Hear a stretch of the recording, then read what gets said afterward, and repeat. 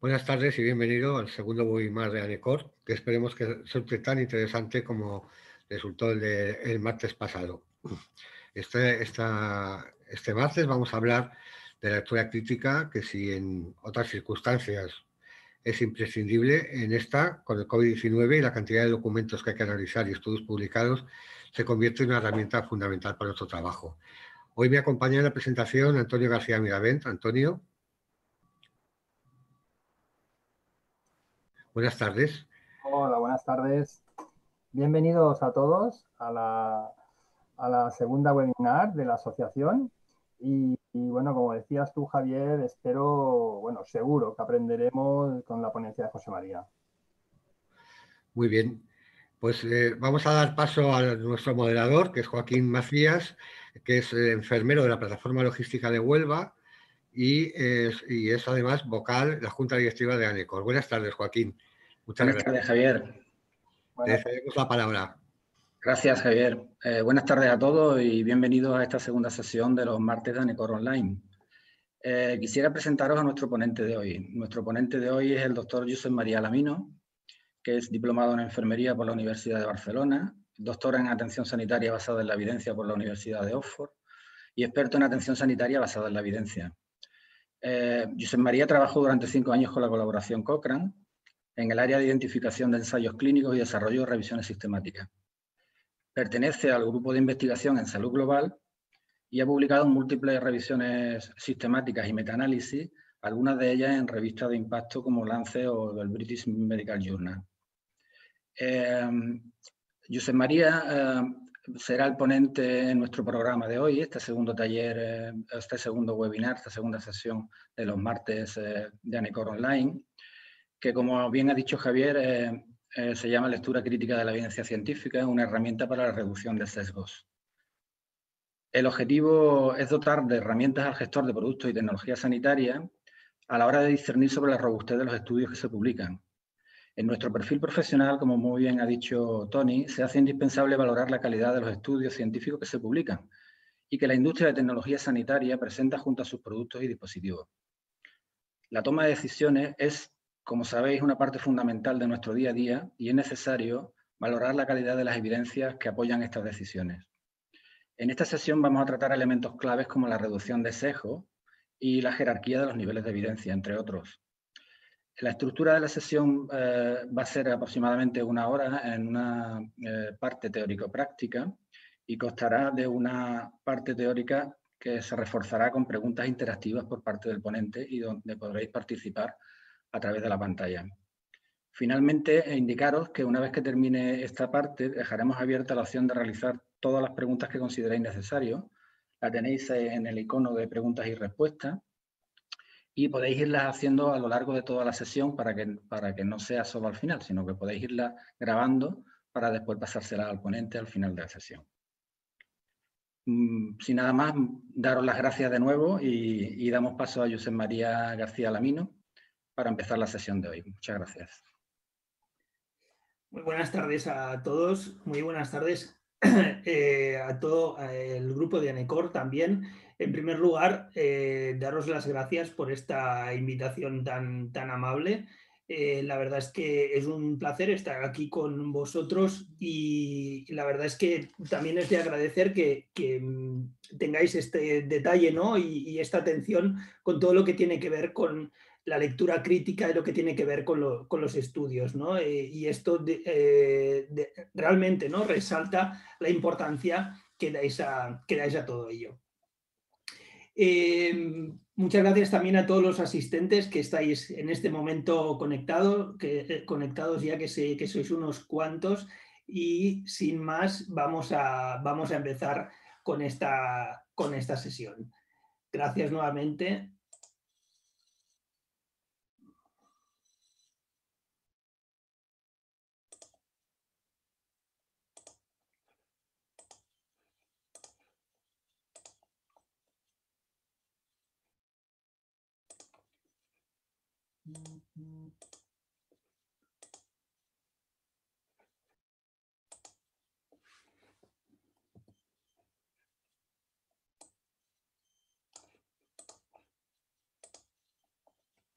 Vale, Perfecto. Disculpad que había un pequeño inconveniente técnico, pero ya estamos todos en línea.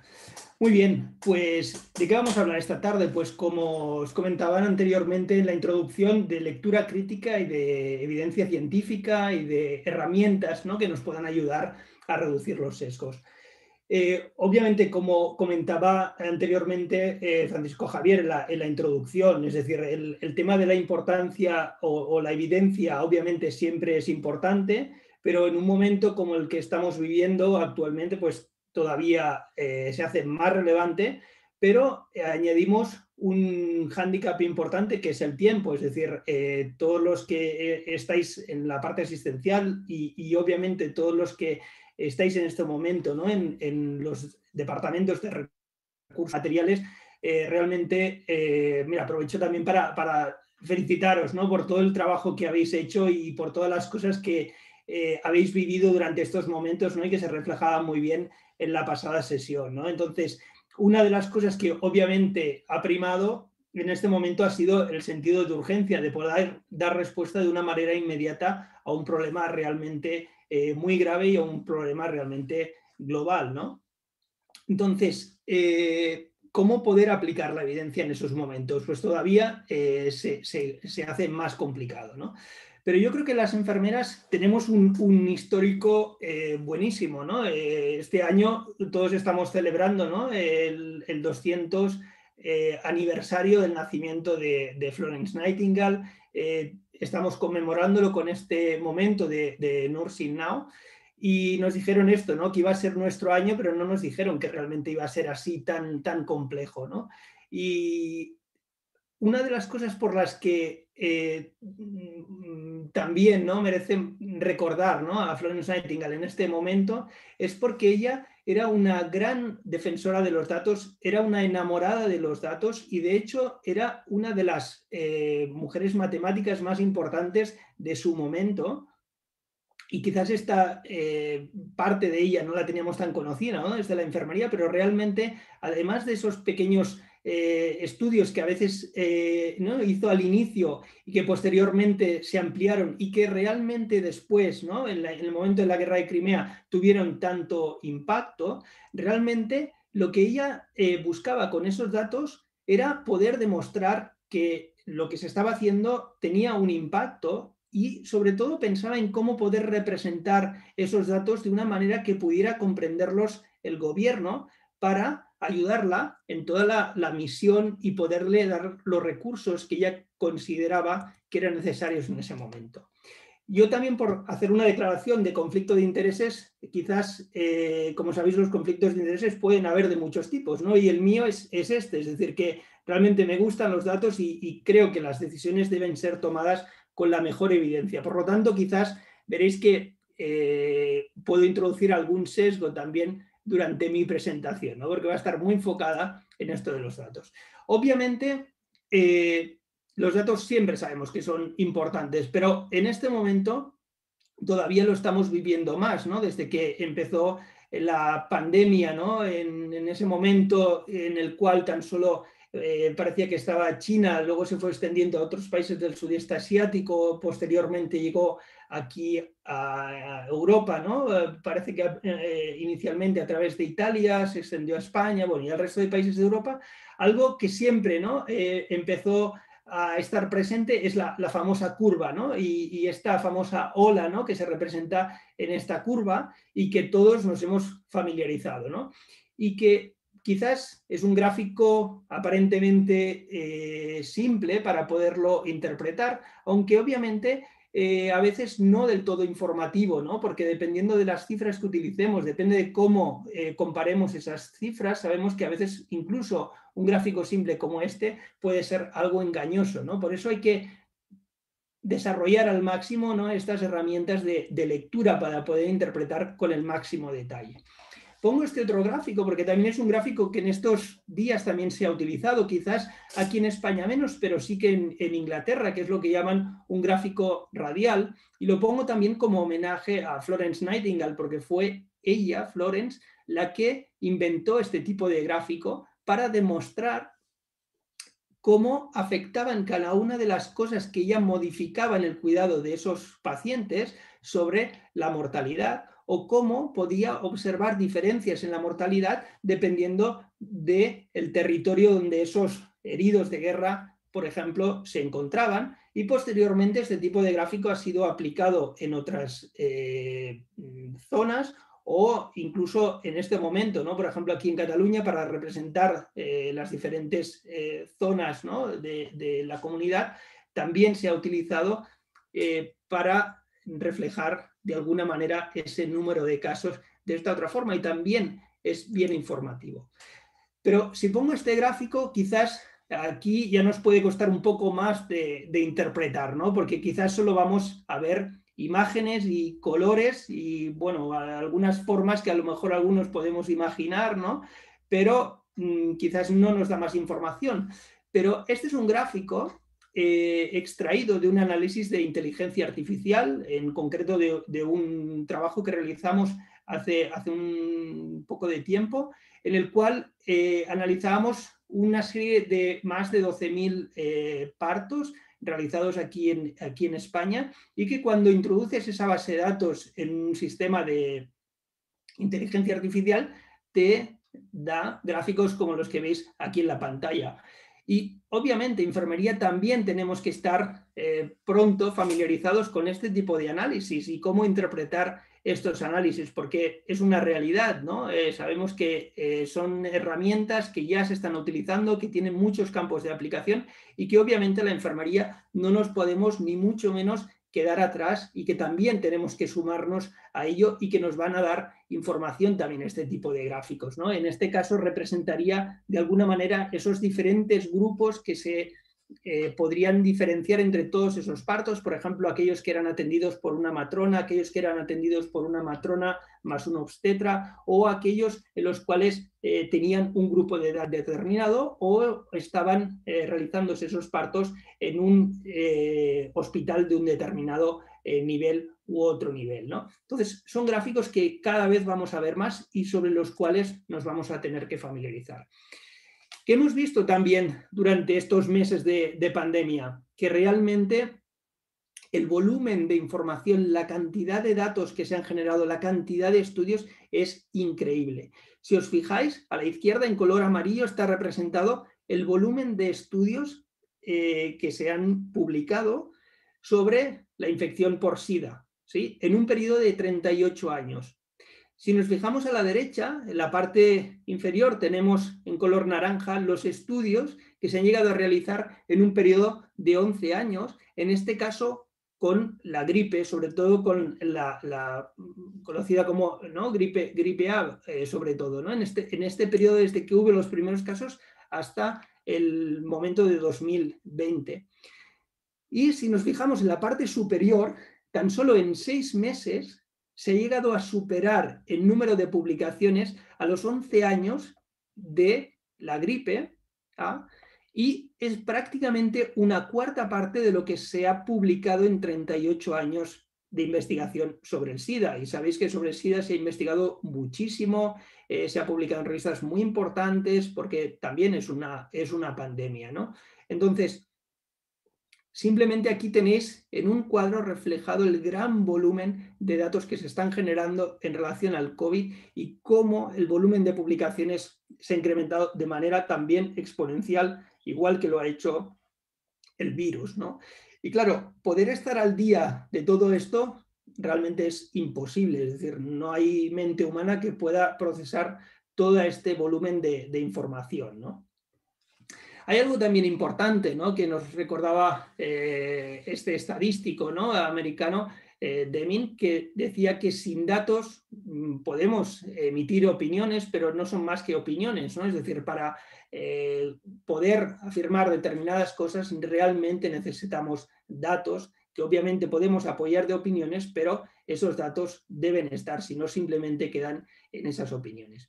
Bien, incluso nos podríamos preguntar si la palabra evidencia se ha hecho más popular, por ejemplo, en los medios de comunicación y entre la población en general, ¿no? Hemos oído en estos meses hablar, ¿no? a los informadores, a los políticos, sobre evidencia, los periodistas, en los diarios y demás, ¿no? Y de hecho, incluso ya se les ha preguntado, o nos han preguntado a la población, si el gobierno ha estado siguiendo la ciencia o la evidencia o las pruebas para guiar las actuaciones sobre el control de la pandemia, ¿no? Y aquí, bueno, podríamos entrar en detalles, ¿no? por los diferentes países, pero sobre todo aquí yo destacaría este aspecto, es decir, preguntamos, ¿no?, a la población si el gobierno ya está siguiendo esa ciencia. A veces la población se sorprende también, ¿no?, porque piensan que siempre se ha seguido la ciencia, igual que piensan que siempre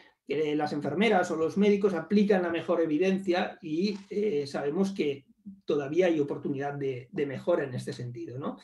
Esta es una frase que capté del Congreso Internacional de Investigación en Enfermería, del Congreso de Investen de esta semana pasada, que se realizó también de manera virtual, donde la consejera de Sanidad del Gobierno Balear, que como sabéis es enfermera, decía esta frase que realmente me gustó porque yo creo que captaba bien esta realidad, ¿no? Y decía que si exigimos a los profesionales que apliquen la evidencia científica, los gestores y los políticos también deben basar sus decisiones en pruebas científicas, ¿no?, en la mejor evidencia científica. Y yo creo que este es un paso ya importante. Obviamente han habido iniciativas previas, hay iniciativas en el Congreso para que esto sea así, pero de esta manera también se refuerza, y yo creo que este momento de la pandemia todavía lo ha marcado con más intensidad. Entremos un poco más en detalle. Si nosotros nos informan, ¿no?, o en vuestro caso, que constantemente estáis recibiendo mensajes, ¿no?, sobre nuevos productos, nuevos dispositivos que probablemente tienen algún beneficio, y os dicen que uno de los productos, ¿no?, este producto nuevo tiene un 48% más de beneficio que otro producto. ¿Qué podemos decir de esto? Bueno, aparentemente es un buen resultado, pero obviamente tenemos que recabar más información, ¿no? Y esta diferencia entre el 30 y el 48% realmente es importante, pero tendríamos que ir un poco más al detalle y ver exactamente de dónde vienen estos datos. Tenemos otras evidencias muy sólidas, ¿no? Este es el clásico estudio de Linda Eichen, una enfermera norteamericana, que se ha encargado durante su etapa en la universidad, sobre todo, de investigar muchísimo la relación entre la dotación de enfermería y los resultados en los pacientes. Es decir, lo que ahora estamos viendo, ¿no?, en estos días, de si faltan enfermeras, de cómo las enfermeras impactan sobre los resultados en salud de las personas, pues es así, es una cosa que ya está demostrada desde hace más de 20 años, ¿no?, con números. Obviamente, yo creo que de manera informal ya se había demostrado hace muchísimos años, ¿no?, y Linda Eichen, y Florence Nightingale fue un claro ejemplo, pero en la enfermería más moderna, pues esto, ¿no?, hace 20 años que Linda Eichen, sobre un gran número de pacientes con bases de datos enormes, demostró que sí, que cuando hay menos enfermeras atendiendo a los pacientes, la mortalidad de esos pacientes se incrementa. Ya no es solo la satisfacción de si el paciente considera que ha sido mejor atendido o no, sino medidas de resultado tan importantes como la mortalidad, pero también se ha demostrado para otras medidas como puede ser las complicaciones posteriores, o que un paciente sea operado y tenga una infección de la herida, o que un paciente tenga el arrancamiento de un drenaje o errores en la medicación. Es decir, hay muchas cosas que ya se han venido demostrando en este sentido. Por poner otro ejemplo también, este es un caso quizás un poco más médico, pero también es ilustrativo, ¿no? Es decir, se ha visto, hay estudios en los cuales se demuestra que cuando se siguen las revisiones sistemáticas y las guías de práctica clínica bien realizadas con evidencia de calidad, se mejora la mortalidad de los pacientes, por ejemplo, en este caso con cáncer, ¿no?, de mama. Pero podríamos encontrar otros ejemplos. Este es un libro que publicamos pues hace casi 20 años también, en el año 2003, donde hablábamos esto, ¿no?, de la enfermería basada en la evidencia, de cómo incorporar la evidencia, de cómo interpretar la evidencia, de cómo hacer esa lectura crítica. Y realmente fue muy ilusionante nos vamos ya posteriormente, ¿no? Esto es justo este año, 2020, cuando se ha celebrado el primer año también del Día Mundial de la Evidencia. Es decir, sabéis que hay días, ¿no? Que conmemoran determinadas cosas. En este caso ha sido celebrado el primer Día de la Evidencia, es decir, como una forma también de dar a conocer a la población general qué es esto de la evidencia y cómo puede interpretarse, ¿no? Bien, y después de todo esto, a mí me gustaría haceros una pregunta también, ¿no? Estamos de acuerdo, ¿no? Y parece que hay muchas evidencias, valga la redundancia, muchas pruebas de que debemos utilizar la evidencia y que las decisiones deben ser tomadas en base a la evidencia. ¿Y por qué no se toman? Y en ese sentido me gustaría que vosotros me respondieseis a partir de esta pregunta, es decir, ¿cuáles son las razones que podrían justificar el hecho de que no estemos utilizando suficientemente toda esa evidencia? Si os parece, os dejo unos segundos para poder leer tranquilamente la pregunta y responder. Y ahora enseguida vamos a comentarla.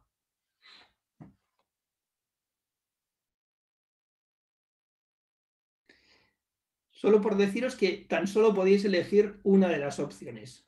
Os lo pongo un poco más difícil y os fuerzo un poco a que toméis tan solo una respuesta.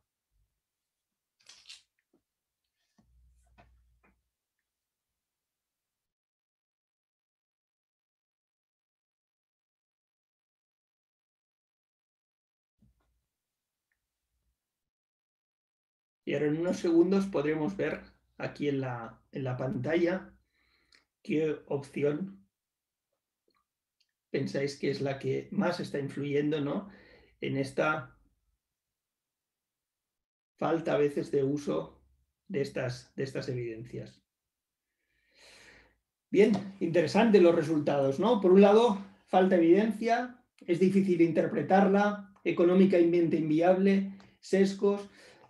Bien, me gusta, ¿no?, que los resultados que aquí encontramos, porque justo, y esto no está preparado, es totalmente random, por utilizar también la jerga de los estudios, los porcentajes más altos que habéis visto aquí son los que vamos a tratar, ¿no? Es decir, cómo interpretar esta evidencia y cómo hablar de los sesgos. Este es un artículo que justo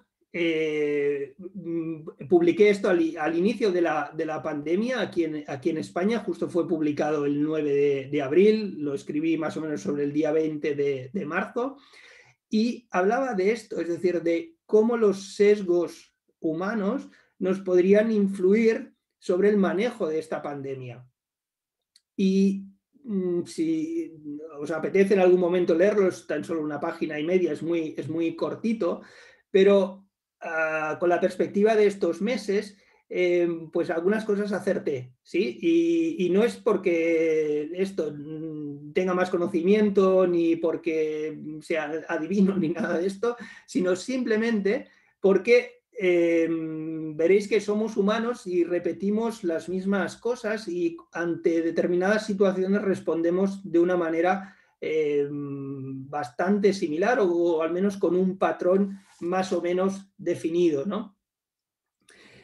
¿Por qué? ¿Por qué esto? Bueno, esta imagen que veis aquí, quizás ya la habéis visto en alguna otra ocasión, es de una mujer que se llamaba Lucy, o le pusieron ese nombre, ¿no?, cuando sus arqueólogos y antropólogos la descubrieron. Dijeron que tenía aproximadamente unos 20 años, que probablemente había tenido algún hijo y que tenía unos brazos realmente robustos y fuertes, ¿no? Y esta chica, esta Lucy, vivía en un terreno más o menos como el que veis aquí, donde había algo de vegetación, donde había algún árbol, donde había también algunas zonas probablemente más frondosas, y donde tenía también algunos vecinos que vivían pues cerca de ella, ¿no?, como este animal que veis aquí.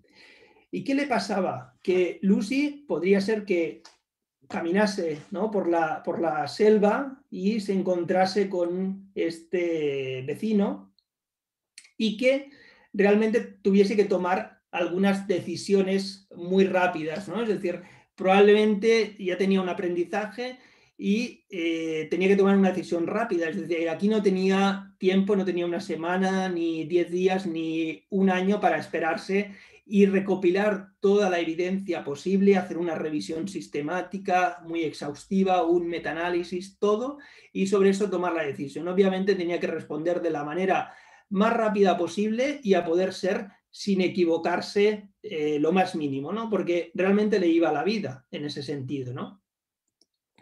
Entonces, ¿qué ha hecho esto? Que nosotros obviamente somos hijos de Lucy, ¿no? Lucy vivió hace muchísimos años en África, pero nosotros pues todavía nos quedan algunos vestigios, ¿no? de nuestra querida Lucy, ¿no? Y por ejemplo, uno de ellos es que somos muy buenos en sacar conclusiones a partir de pocos datos, y esto es importante. Es decir, Lucy, cuando veía el animal, no analizaba en detalle, sino que prácticamente solo ver quizás las orejas o un poco el pelaje, ya con eso le era suficiente para saber que estaba en peligro, ¿no? La mente humana es muy buena también, ¿no? En rapidez, en flexibilidad de respuesta. Sabéis que siempre que se está hablando, ¿no?, de la inteligencia artificial, de las máquinas, de si van a ser más inteligentes que nosotros y demás, obviamente se han hecho muchísimos avances, pero todavía tienen muchísimas dificultades, ¿no? Y una de ellas es sobre todo la flexibilidad, ¿no? Es decir, las máquinas responden a una serie de algoritmos, de patrones, que cuando salen de ahí tienen dificultades para responder, y en cambio nosotros, cuando nos exponemos a situaciones diferentes, tenemos un aprendizaje, pero somos flexibles también dando una respuesta. ¿Por qué? Porque también somos muy intuitivos y porque tenemos capacidad de adaptación. Es decir, es algo que necesitábamos para vivir donde vivía Lucy y que, por suerte, pues también nos es útil o bastante útil en este momento, ¿no? Algo también que hacemos los humanos, y es que nos inventamos bastante la realidad. Es decir, aunque pensemos que somos muy objetivos, muy racionales y todas estas cosas, no es así. Es decir, somos buenos, pues eso, ¿no? Tirando a veces de recuerdos que a veces no son reales, y también somos muy buenos razonando según nuestros intereses. Es decir, vamos a encontrar argumentos para reforzar lo que nosotros queremos reforzar, para defender lo que nosotros queremos defender, ¿no? Y en el fondo, y con todo el respeto, ¿no?, a todos obviamente, pero somos poco racionales todavía, ¿no? Y a veces tenemos muestras clarísimas, otras veces menos claras, pero ese vestigio de Lucy, pues obviamente todavía lo seguimos conservando. Y aunque obviamente hemos hecho muchísimos progresos, hemos lanzado cohetes a la Luna, tenemos miles de satélites en órbita, hemos hecho grandes cosas, ¿no?, grandes descubrimientos, grandes avances. En el general de la población nos cuesta todavía analizar los datos de manera racional. Y nos tenemos que esforzar, es decir, de manera de manera natural no nos sale analizar los datos de esa manera más racional, sino normalmente nos sale analizarlos de una manera más o cualitativa o de una manera más anímica, ¿no? Pero no con esa racionalidad. Es decir, lo tenemos que pensar si realmente lo queremos hacer así. ¿Y esto por qué? Bueno, pues porque nuestra historia es como es decir, tenemos más o menos unos 2.000 años unos 2 millones de años de historia aproximadamente desde ese momento de Lucy. Nuestro cerebro ha ido mejorando y ha ido evolucionando y adaptándose, ¿no?, al nuevo medio. Y durante todo ese periodo, la máxima parte de ese periodo, hemos utilizado sobre todo los relatos, las historias, ¿no?, determinados dioses que eran los que pues hacían que lloviese o que saliese el sol o que hubiese una sequía o que hubiese alguna catástrofe, ¿no?, entre la población. Y realmente han tenido que pasar muchos años para que la población empezase a utilizar la ciencia y no tan solo esos relatos o esas historias. Y ese periodo realmente es muy pequeño, es decir, si consideramos esos 2.000 millones de años que comentaba anteriormente, tan solo de ciencia tenemos 500 años. ¿Sí? Y de esos 500, si los repartimos en esas barritas inferiores que he puesto ahí en la diapositiva, tan solo los últimos 20, 25 años aproximadamente son los que podemos decir en los cuales ha empezado ese movimiento más de la evidencia, ¿no? Y de solicitar la evidencia, de solicitar pruebas. No quiere decir que los años previos, obviamente las enfermeras, los médicos no utilizasen la ciencia y no utilizasen los datos para obviamente tener mayor conocimiento y para tener una información que le ayudase a tomar mejores decisiones. Un ejemplo clarísimo es el de Florence Nightingale, ¿no? Pero de una manera más generalizada y de una manera quizás más consciente, tenemos ese periodo más corto de esos 20, 25 años aproximadamente. ¿Y eso por qué? Pues porque tenemos bastantes sesgos, ¿no? Y estos sesgos, esta palabra de sesgos, que en inglés podríamos llamar bias, ¿a qué nos lleva? Pues fijaros, como dice aquí en la diapositiva, son errores en la cognición, en cómo nosotros nos informamos y en cómo procesamos esa información. Y esto no es una cosa de personas que tengan más habilidad o menos habilidad o más inteligentes según los coeficientes de inteligencia o menos inteligentes, sino que es algo común a todos. Es decir, a todas las personas, todos los humanos procesan la información de esa manera. Por decirlo de alguna manera, de serie funcionamos así, ¿no? Entonces tenemos que realmente hacer un proceso para dejar un poco esos sesgos o esos errores de cognición que sean simplemente los que nos guían en la toma de decisiones.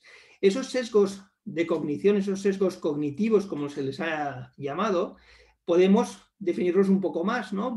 Y decir esto, ¿no? Que son imperfecciones de ese procesamiento de la información, y hace que procesemos la información de una determinada manera, ¿no? Por ejemplo, en el segundo punto, ¿no? Donde digo, nuestro razonamiento se ve fácilmente influido por sesgos y a veces por aspectos tan nimios como puede ser en cómo te presentan la información.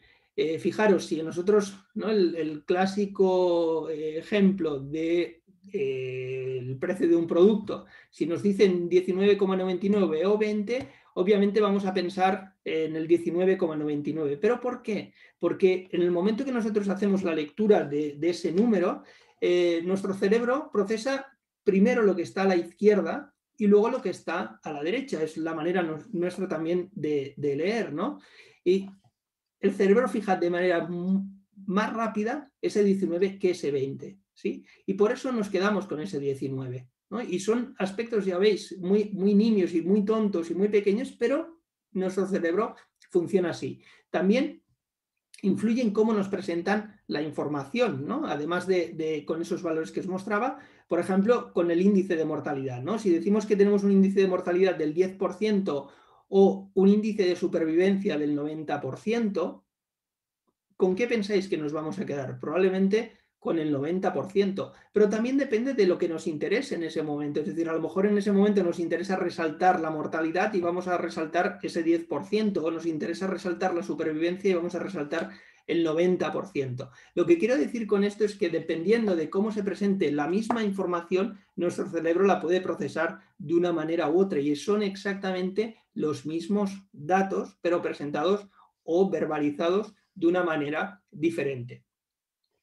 Y lo que os decía anteriormente, es decir, las personas generalmente tomamos decisiones irracionales, ¿sí? Donde el componente emocional es muy elevado.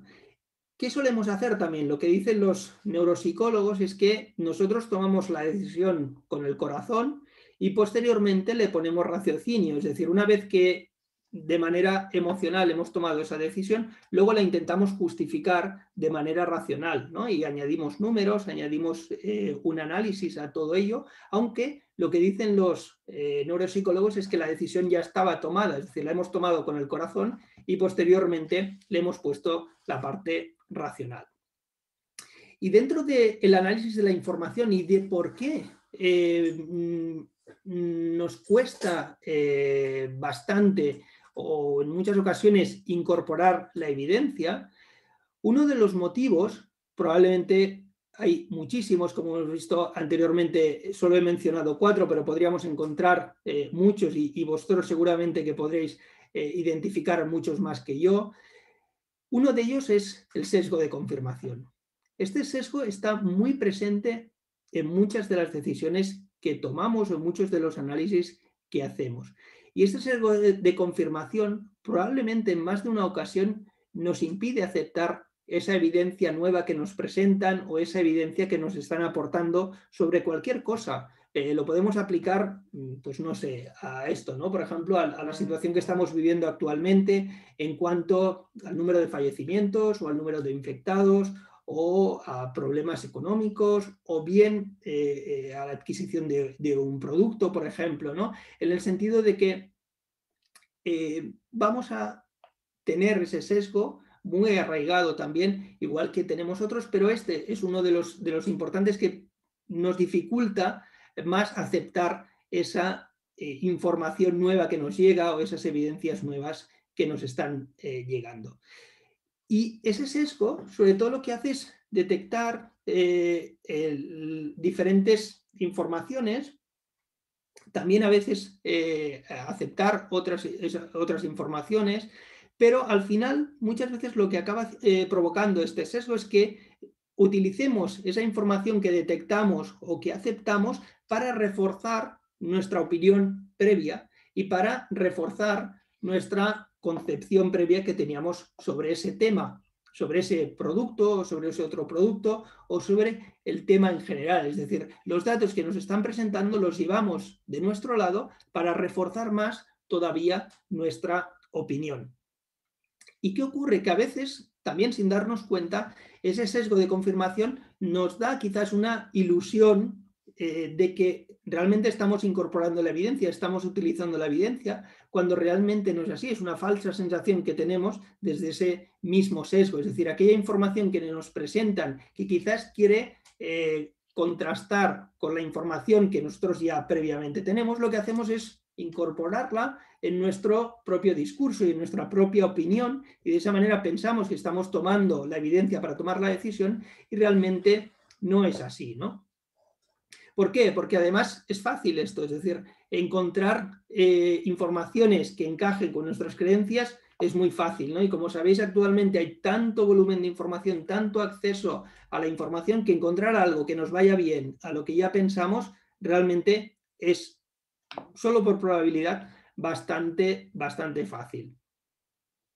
Y a veces también lo que hacemos es que no definimos, y ahora después lo veremos, de alguna manera qué información es importante para nosotros. Y lo que hacemos es, a medida que nos va llegando la información, consideramos que eso era lo importante. Es decir, cambiamos las reglas del juego a medida que está ocurriendo el partido, ¿no? Sí, quizás lo llevamos a ese terreno, ¿no? Más del juego futbolístico, ¿no? que muchas veces se utiliza, diríamos esto, es decir, o en un juego de cartas, ¿no? Es como si estamos jugando a un juego de cartas, un juego de mesa, ¿no? Cualquiera, y a medida que va transcurriendo el juego, nosotros vamos cambiando las reglas, ¿no? Lo que antes servía, en función del resultado que ha salido, decimos que ya no sirve y que las reglas eran otras. Pues un poco eso es lo que a veces hacemos cuando estamos utilizando la evidencia para tomar decisiones. Y os pongo un ejemplo, ¿no? Todos identificaréis este momento también, ¿no? Muy complicado, que fue muy impactante, donde hubo estos atentados terroristas en las Torres Gemelas en Estados Unidos. ¿Y qué ocurrió? Pues que la gente se vio obligada también a tomar decisiones, y en ese momento había realmente, pues como sabéis, ¿no? Un gran impacto por ese accidente, por esos accidentes aéreos y que estaban asociados a esa acción terrorista, ¿no? Y en la cual una de las deducciones que se hicieron probablemente y que la gente, la población hizo, es que volar era inseguro, es decir, subirse a un avión realmente tenía un riesgo que hasta ese momento nadie o muy poca gente había imaginado, ¿no? Pero estaba, es decir, que pudiera ya no tener una avería el avión o un problema meteorológico, sino algún accidente provocado por ese motivo, ¿no? ¿Y qué hizo la gente? Dejar de viajar en avión, disminuyó sus viajes en avión y optó por desplazarse en coche, ¿no? ¿Y qué ocurrió?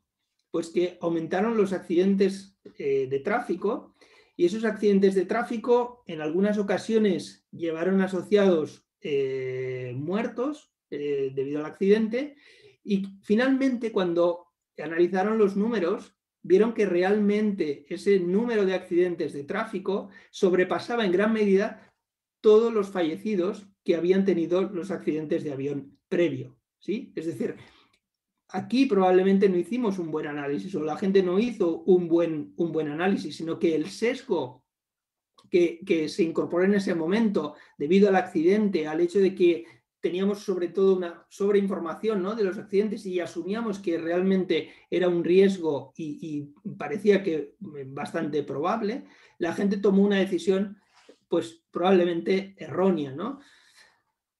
Hay un efecto también que cuando hablamos de los sesgos tiene que salir, que es este efecto de Dunning-Kruger, en el cual, esto se ha analizado en muchísimas poblaciones, al final la gente llegamos a ser más incompetentes de lo que nosotros creemos. Es decir, si nos comparamos con la media, probablemente todos nos creemos un poco superiores a la media, cuando realmente no es así. ¿Y qué hace esto? Que a veces también, ¿no?, por esta, dijéramos, sobrevaloración que hacemos de nosotros mismos, llegamos a tomar decisiones, pues esto, ¿no?, para las cuales no estamos preparados, o para asumir determinadas cosas para las que no estamos preparados, porque nos falta información, nos falta capacidad de análisis de esa información, quizás en algunos momentos, y llegamos a tomar esas malas decisiones. Otro de los sesgos que también podemos encontrar es este que llamamos del sesgo de proyección, sobre todo en el sentido de que tendemos a pensar que los otros piensan igual que nosotros, ¿no? Y yo me gusta mencionarlo porque es algo que muy habitualmente, ¿no?, quizás ya cada vez menos, ¿no?, y los profesionales también tenemos una actitud menos paternalista, pero muchas veces pensamos que los pacientes realmente esperan lo mismo que nosotros, o que lo que pensamos que es bueno para nosotros también es bueno para los pacientes. O quizás esto, es decir, un departamento, ¿no?, de un hospital piensa que eso puede ser lo bueno para los profesionales que están haciendo la asistencia, y los profesionales que están haciendo la asistencia te dicen que no, o al revés, ¿no?, y piensan que realmente esto puede ser bueno para el departamento de recursos materiales, y cuando vosotros lo valoráis realmente veis que no. Entonces esto también es un sesgo que hay que tener en cuenta. Otro sesgo es lo que llamamos la heurística, ¿no?, que sobre todo son como atajos mentales que a veces tomamos, y que los neuropsicólogos lo llaman así, y es llegar a conclusiones erróneas a partir de un volumen de información muy pequeño, ¿no? El ejemplo este, ¿no?, ya por hablar de Estados Unidos, no sé si es que tengo ganas de viajar también en estos momentos ya, pero esto, ¿no? Es decir, alguien quizás nos explica que ha ido a Times Square, le han robado la cámara de fotos, y asumimos de ahí que estar en Nueva York o estar en la zona de Times Square realmente puede ser inseguro. Y simplemente es un dato y no es más que eso, ¿no? Pero esa información pequeña nos puede ya a nosotros sesgar de alguna manera para ello, ¿no? O esto, ¿no? A lo mejor he utilizado 5 veces un producto, el producto A, y concluyo que es bueno o que es malo, y realmente la información que hemos acumulado pues quizás es muy pequeña, ¿no?, y tendríamos que extender un poco más esa muestra. Otra de las cosas es este sesgo que llamamos del valor predictivo, ¿no?, que a veces tendemos a centrarnos en un rasgo distintivo único, ¿no? Y no sé, estamos evaluando, por ejemplo, un producto y pensamos, pues mira, este conecta mejor, o es más fácil de utilizar, o es más económico, o lo que sea, ¿no? Y sobre eso basamos gran parte de la valoración que hacemos de ello, sobre un rasgo o dos rasgos únicos, ¿no?, cuando a veces esa valoración requeriría de un mayor número de rasgos, un mayor número de características, para tener realmente una valoración más global, ¿no?, porque si no podemos estar un poco arrastrando esos sesgos. Otro de los sesgos, otra de las situaciones que también podemos observar a veces es confundir lo que llaman, ¿no?, la casualidad con la causalidad, ¿no? Y en esto, por ejemplo, ahora que se habla muchísimo, ¿no?, de la inteligencia artificial, de todas estas cosas, ¿no?, a veces se encuentran relaciones espurias de cosas, ¿no? Por ejemplo, si, no sé, el hecho de que B aumente también hace que aumente A, por ejemplo, ¿no? Esto a veces desde el punto de vista estadístico de la casualidad se puede encontrar, pero realmente no hay ninguna causa para que una cosa influya sobre la otra, ¿no? Que es lo que tendríamos de alguna manera en la imagen de la derecha, ¿no? Entonces, esto también es importante, poder destriar ese efecto y separar ese efecto real de esa casualidad que podemos encontrar, ¿no? Y que en más de una ocasión está, pues eso, simplemente por casualidad, ¿no? Y me gustaría lanzaros otra pregunta. Y me gustaría preguntaros sobre la tendencia que tenemos, ¿no? Todos a buscar información que confirme nuestra hipótesis, en lugar de ayudar a encontrar información que nos ayude a falsarla, ¿no? ¿Con qué os quedaréis? Es decir, ese enunciado que tenéis al principio, ¿por qué lo podríamos explicar? Porque no es cierto, las enfermeras no actuamos así, porque estas son respuestas del ámbito personal, pero no en el ámbito profesional realmente actuamos diferente. Esto sería propiamente lo que llamamos el sesgo de confirmación, o realmente esto es una cosa que ocurría hace muchos años, pero que ya no es así. Entonces os agradecería si pudierais dar respuesta a esto.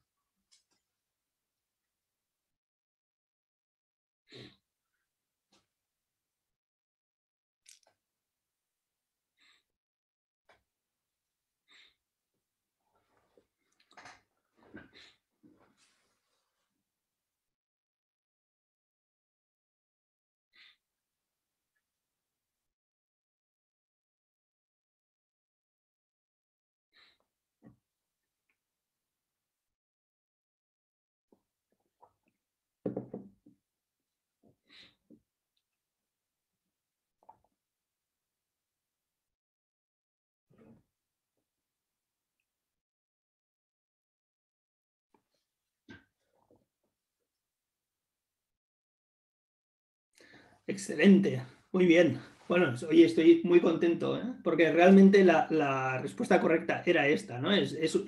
Propiamente el sesgo de confirmación es esto, ¿no? Es decir, al final lo que hacemos es buscar información que vaya de acuerdo a nuestras opiniones, al concepto que ya teníamos, al conocimiento que ya teníamos, cuando justo realmente lo que nos ayuda a tomar mejores decisiones más informadas, es lo contrario, es decir, buscar el máximo de información posible. Probablemente entre esa información haya información que contradice nuestra opinión, nuestro conocimiento previo, pero es lo que nos va a ayudar a poder tomar una mejor decisión, que quizás finalmente la decisión esté en la misma línea que nosotros consideramos previamente, pero tenemos que hacer ese ejercicio, ¿no? Es decir, no quedarnos solo con lo que nos va bien, con la información que corrobora lo que ya sabemos o lo que está de acuerdo en nuestra opinión, sino también contrastar esas opiniones. De hecho, eso es un poco el método científico, ¿no? Es decir, a partir de los nuevos datos, ver si están de acuerdo con nuestros datos previos o si realmente esos datos van en un sentido totalmente opuesto, ¿no? Muy bien, pues pasamos a la siguiente diapositiva y es esto, es decir, es este sesgo de confirmación, ¿no? Es decir, lo que tenemos que hacer es esto, no es confirmar nuestra hipótesis, sino falsarla, intentar probar una y otra vez que nuestra hipótesis es cierta. Bien, y para hacer eso, hace ya unos cuantos años se escribió un libro por parte de un psicólogo que es Daniel Kahneman, donde explica muy bien todo esto de los sesgos, ¿no? Probablemente este libro lo habéis visto en muchas librerías o hace unos años lo visteis en unas librerías, y lo que él dice es que nuestro cerebro tiene dos formas de pensar, ¿no? Tiene la forma de pensar rápida y la forma de pensar lenta, ¿sí? Lo que él llama el sistema 1 y el sistema 2. El sistema 1 es el más antiguo, es el sistema que nos ha permitido vivir, ¿no?, en la selva, detectar el león que aparezca y protegernos de él, ¿no? Y obviamente es muy útil y también nos sirve en este momento, ¿no? Es decir, si vamos por una calle y vemos que un coche se nos abalanza, no tenemos que esperar y hacer un análisis de nada, ¿no?, ni ninguna fórmula matemática para tomar la decisión, porque si lo hacemos será probablemente la última decisión que tomemos, ¿no? Entonces, tenemos que actuar de esa manera rápida. Pero hay situaciones en las cuales no es así, es decir, no tenemos que tomar una decisión de manera inmediata y por lo tanto podemos pensar de manera más lenta, podemos pensar con ese sistema 2, que es donde vamos a utilizar más el raciocinio, el análisis crítico, el análisis más científico, que obviamente es más lento, también es más costoso, requiere un mayor esfuerzo por nuestra parte, pero nos puede dar una información menos sesgada. Por lo tanto, tenemos que saber que nuestro cerebro sabe actuar de las dos formas, ¿no? Mediante el sistema 1, ese sistema rápido, y mediante el sistema lento. Entonces, lo que tenemos que ver aquí como importante es que hay veces que vamos a utilizar únicamente uno y otras veces otro, y probablemente lo mejor al final es la combinación de ambos, pero lo que no podemos hacer es prescindir, sobre todo para determinadas decisiones importantes, del sistema 2. Es decir, no sé, para ir a trabajar por la mañana, ¿no? Si bajamos de casa y salimos a la calle y decimos, ¿qué voy a tomar hoy? ¿El bus o el metro? ¿No? Y tenemos que hacer una lectura crítica para decidir qué sistema de transporte tomo, pues eso no tiene ningún sentido, ¿no? Entonces, pero sí que hay decisiones obviamente importantes y vosotros a diario tomáis decisiones importantes, decisiones de compra que realmente tienen mucho impacto, ¿no? Sobre vuestro centro, vuestra región sanitaria, vuestra comunidad autónoma, y obviamente tienen un impacto enorme en el sistema de salud desde el punto de vista de poder proporcionar los mejores productos, de poder adquirirlos al mejor coste para que realmente nuestro sistema sea sostenible. Por lo tanto, en ese momento es cuando podemos hacer ese uso. Obviamente no estoy diciendo que no lo hagáis, yo sé que lo hacéis a menudo y de una manera muy concienzuda, ¿no? y con toda la profundidad, pero es importante, es decir, porque estáis tomando decisiones muy, muy de calado y tienen que estar, ¿no? ese análisis, ¿no? De alguna manera, lo que quería con esta primera parte es esto, es decir, que tomemos, ¿no? esa atención y esa precaución porque los sesgos son universales y son para todos nosotros. Es decir, podemos trabajar más el tema o menos, pero esos sesgos pueden estar. Entonces, la manera de reducir ese riesgo de sesgo es mediante el análisis crítico, ese pensamiento crítico que también se ha llamado, ¿no? Y esto no es una cosa obviamente que me invente yo, pero hay gente, ¿no? que ya hace unos años también pensó que realmente era pues eso, más necesario insistir sobre esto, ¿no? Este Richard Smith es un médico y también periodista. Durante muchos años fue el editor en jefe de la revista British Medical Journal. Sabéis que es una de las revistas más prestigiosas de medicina de todo el mundo. Y él tenía siempre el viernes su editorial en la revista y siempre eran muy interesantes.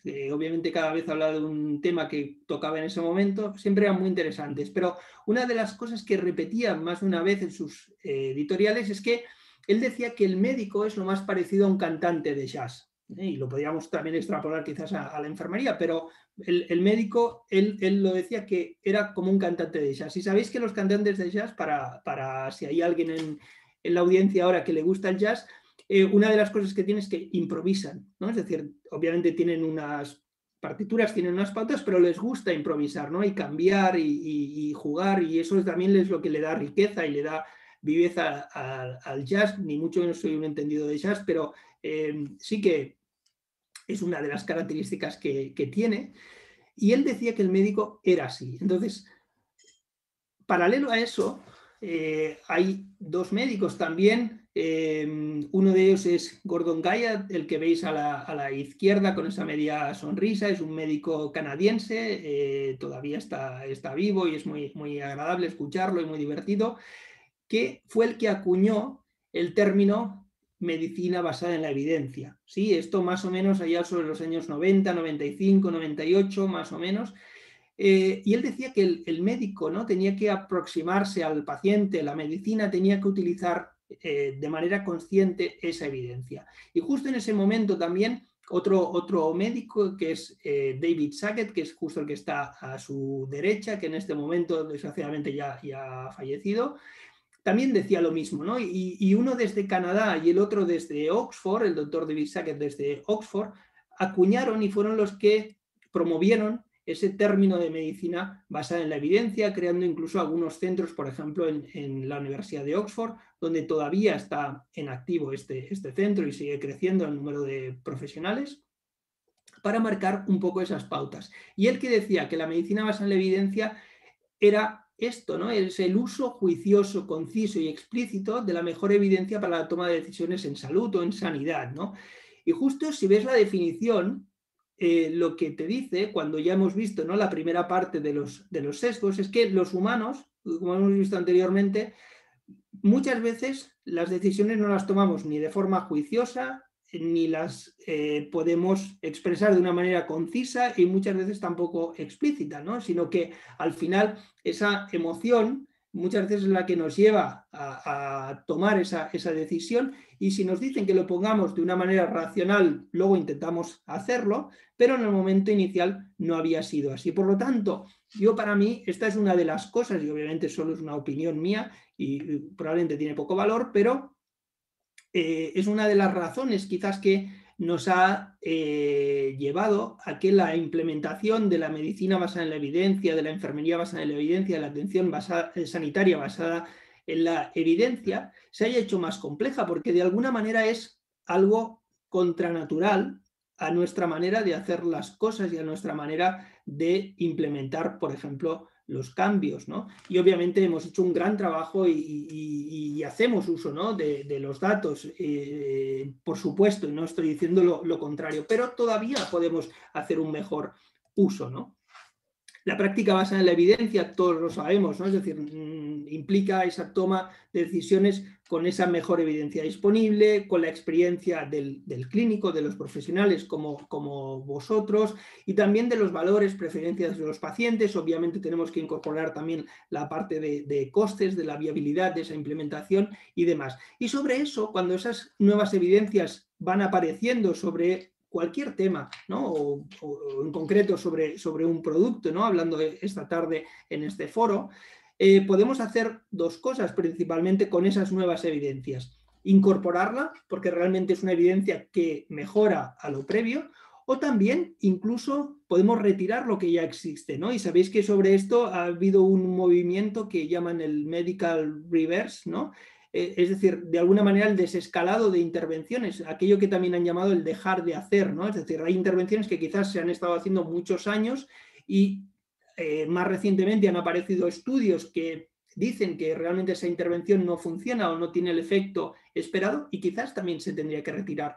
Y en esto a veces pasa un poco como con los hábitos, ¿no?, que es más fácil incorporar una nueva evidencia que quitar aquellas ya existentes, ¿no? Pero en eso seguramente también hay que hacer un esfuerzo, porque quizás retirando esas evidencias, esas evidencias que no son del todo efectivas, estamos, pues eso, ¿no?, ganando también para poder adquirir otras evidencias que han mostrado una mayor efectividad, ¿no? Entonces, esa evidencia no tan solo sirve para incorporar nuevas cosas y engordar el carro de curas de la enfermera o el servicio de aprovisionamiento del hospital, ¿no? Es decir, que hay momentos en los cuales también se tiene que plantear en el sentido opuesto, ¿no?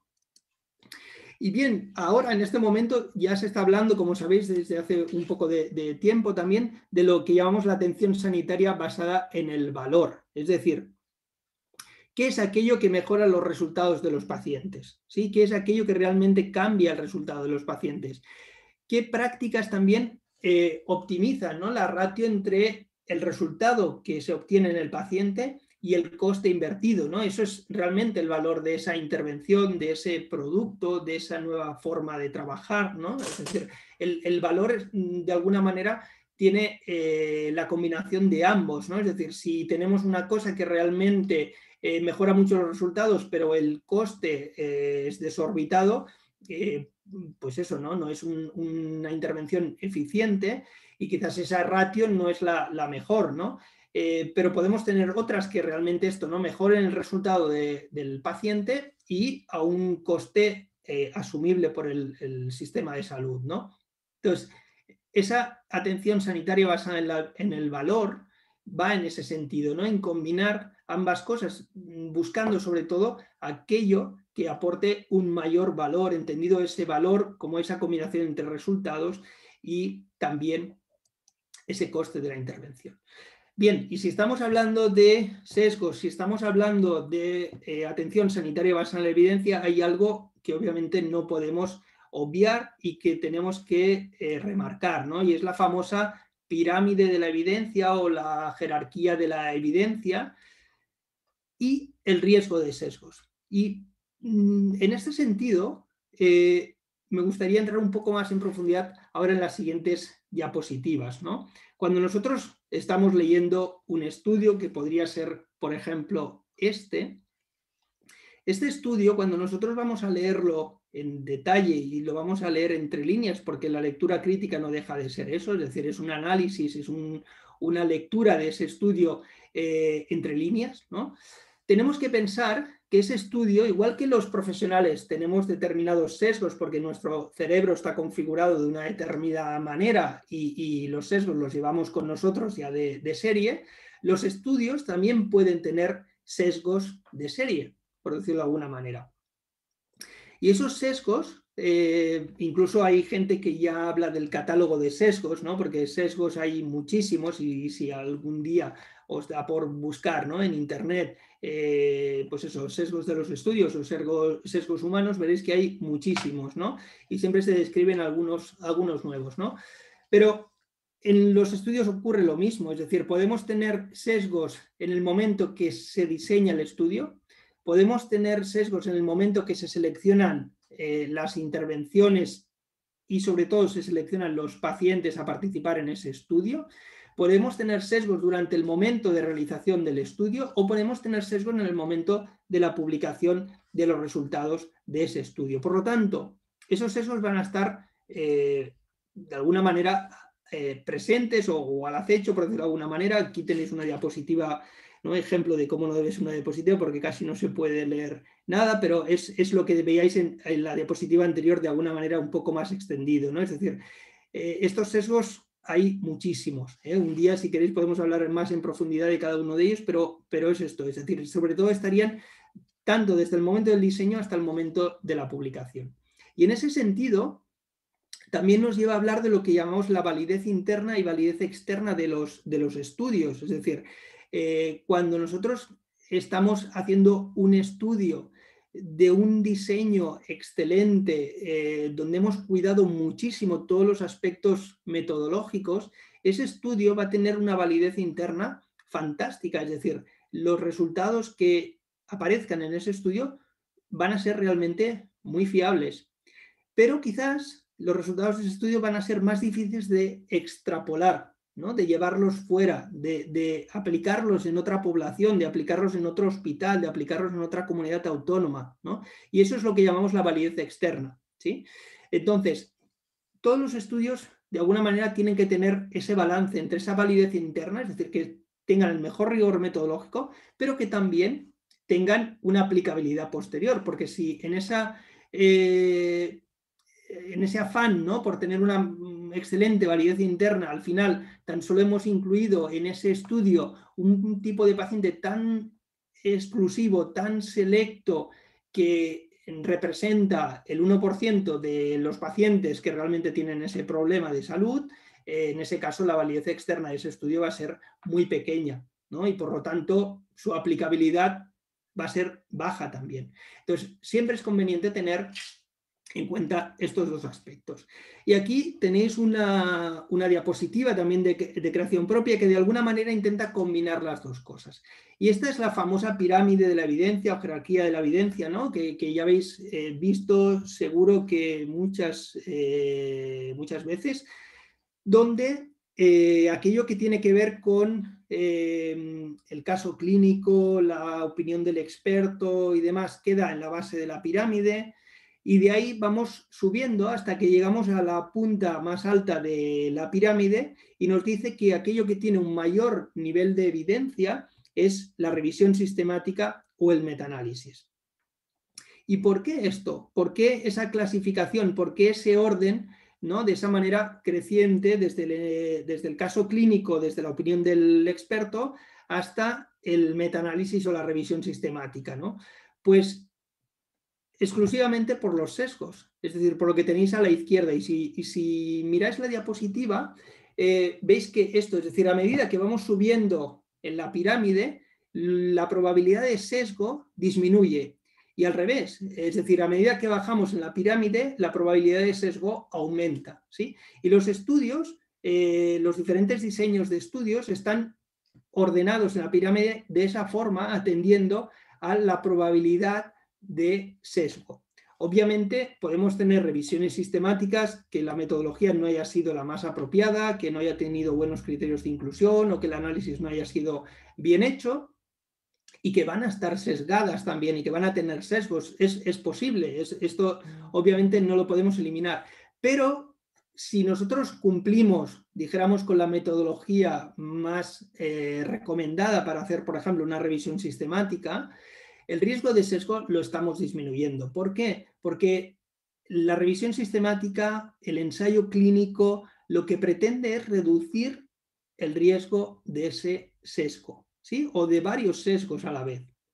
Eso es importante. Entonces, ese es el motivo por el cual los estudios están ordenados de esta forma, ¿no?